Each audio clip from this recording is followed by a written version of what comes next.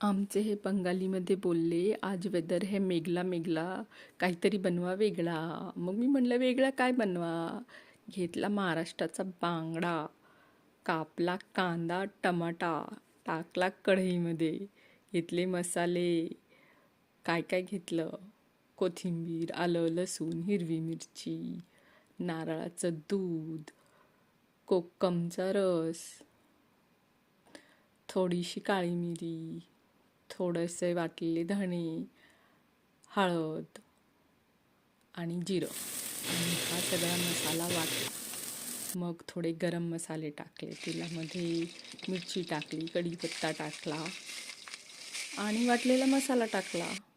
झालं. मग कोरडे मसाले टाकले आणि चांगलं शिजवलं. शिजल्यानंतर त्यात टाकलं थोडंसं नारळाचं दूध. जसंच मसाला शिजला टाकले मासे आणि नंतर कोकमचा कोळ. झालं. चांगलं उकळू दिलं आणि टाकली कोथिंबीर. झाली आमच्या ह्यांची मस्त वेगळी एक